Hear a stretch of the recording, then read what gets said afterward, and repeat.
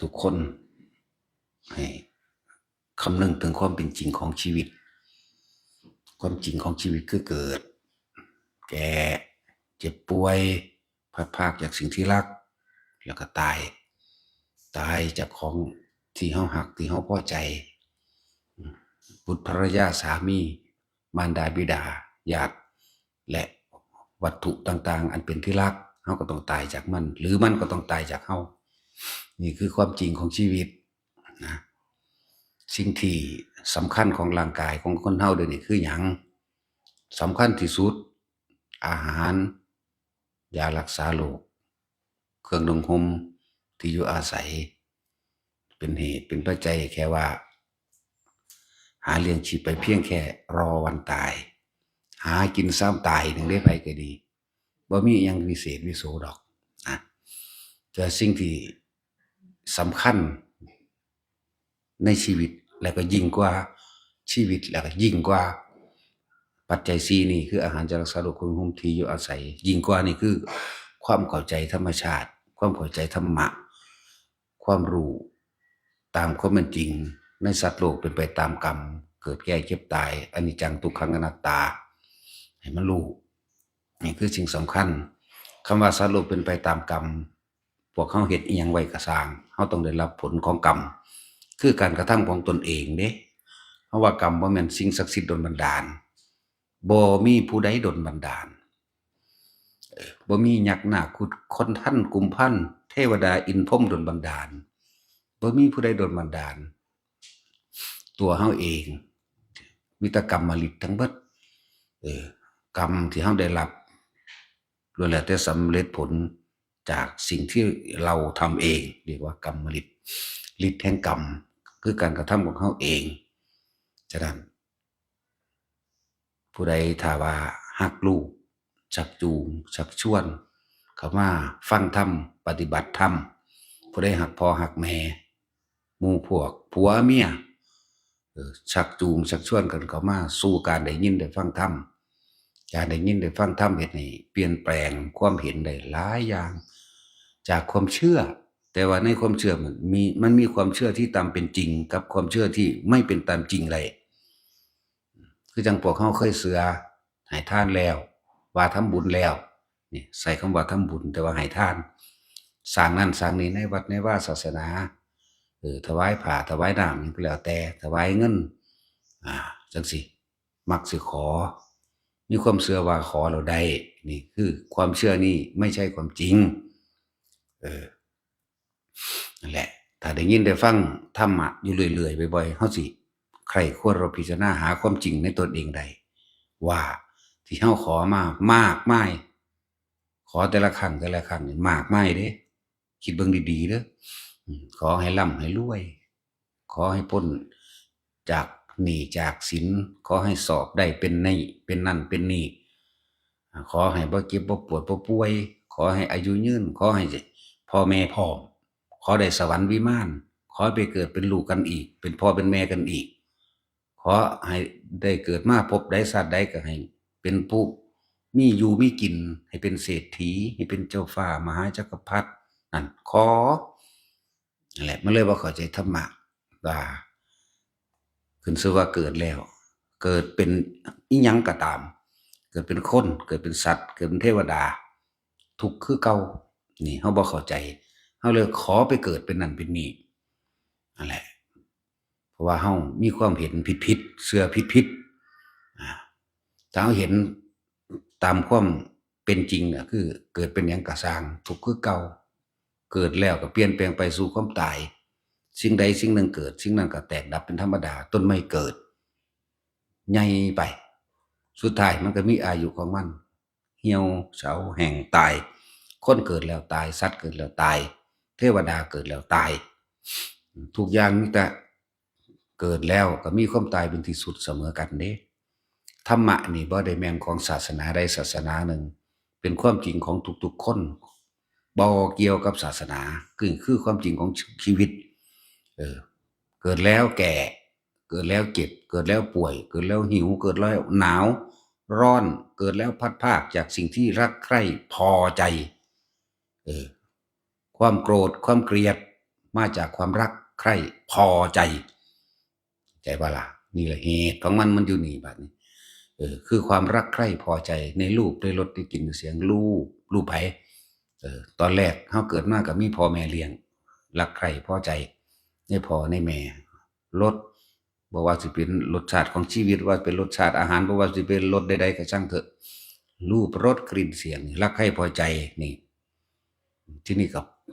ญาติพี่น้องต่างๆใหญ่ขึ้นมาตามอายุตัณหาก็เปลี่ยนไปเลยรักใคร่พอใจในบุคคลอันเป็นที่รักคือกามราคะในรูปในรสในกลิ่นในเสียงอีกเหมือนเดิมนั่นแหละเป็นเหตุให้เมื่อมีความยินดีพอใจแล้วความไม่ยินดีพอใจแม้นไม่ปรารถนาก็จะได้มาเพราะว่าสาเหตุจริงๆมันเกิดขึ้นจากความใคร่อยากที่เพิ่นว่าราคะความยินดีพอใจในรูปในรสในกลิ่นในเสียงนั่นแหละมันมาจากความใคร่อยากในรูปรสกลิ่นเสียงถ้าบ่ได้เด้ไม่พอใจโกรธเกลียดเครียดแค้นอาฆาตทำร้ายและทำลายกันฆ่าล้างทำร้ายกันได้เบิดอะไรจะว่านี่ให้เห็นนี่คือธรรมะบ่ได้เกี่ยวกันเลยครับศาสนาใดๆทั้งสิ้นทุกศาสนาเป็นแบบนั้นแม้แต่สัตว์เดรัจฉานที่ว่ามันบ่มีศาสนามันเกิดแล้วมันก็ป่วยมันก็เจ็บมันก็ตายเหมือนกันสัตว์ช้างม้าวัวควายหมูหมากาไก่นี่เกิดแล้วมันก็หิวมันก็ร้อนก็หนาวคือกันเด้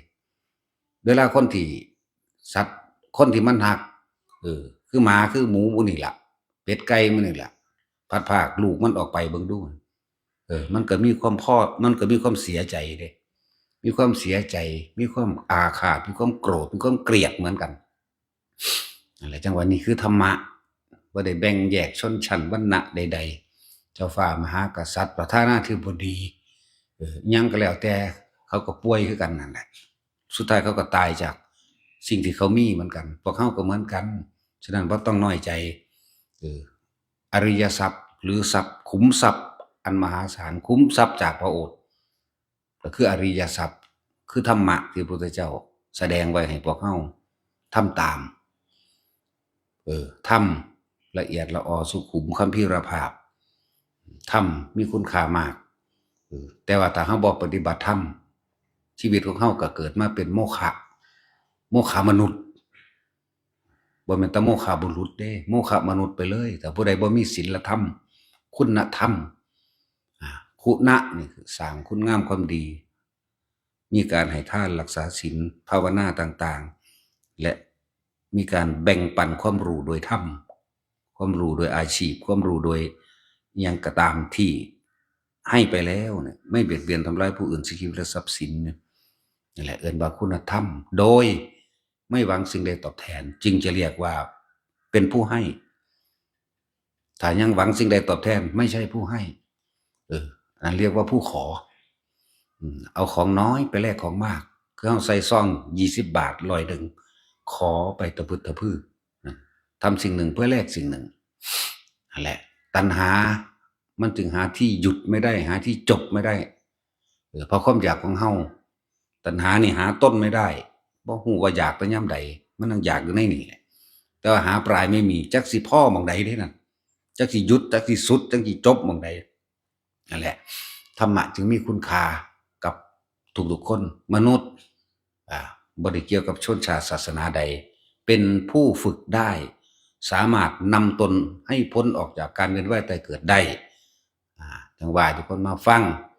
เฮาสิได้รู้ล่ะคำว่ามรรคมีองค์8คือหยังมีความเห็นถูกต้องตามความเป็นจริง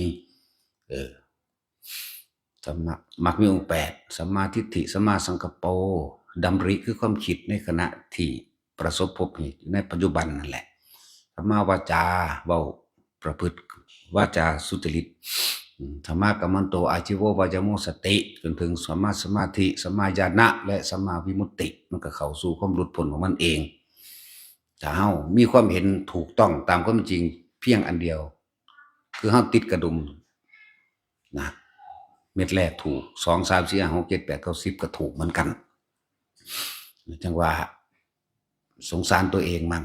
นะเที่ยวเวียนว่ายตายเกิดมานี่เฮาถูกเขาฆ่ามาแล้วก็นับประมาณบ่ได้เฮาก็ฆ่าเขาก็นับประมาณบ่ได้สิ่งสำคัญในชีวิตในร่างกาย กายะสังขารอันนี้อาหารยารักษาโรคเครื่องนุ่งห่มที่อยู่อาศัยตอนนี้แหละนอกนั้นก็เป็นเครื่องอำนวยความสะดวกสบายก็คือ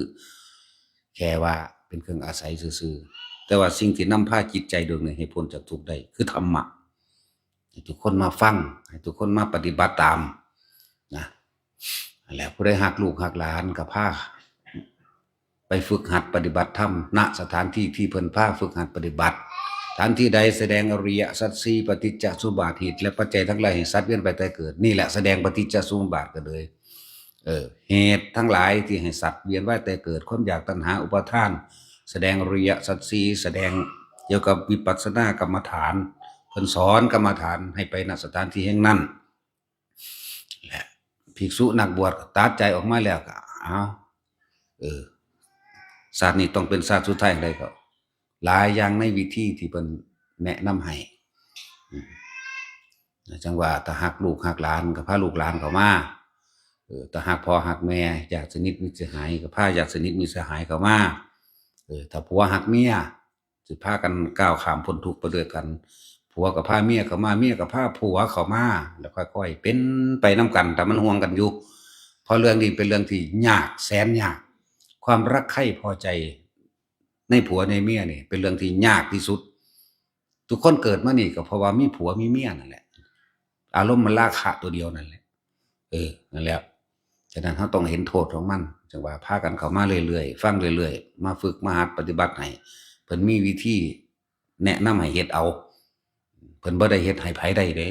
พระนี่บ่ได้เอาบุญให้ไผได้คือความสงบเย็นภายในจิตใจของตัวเองพระนี่ละกิเลสตัณหาให้ไผบ่ได้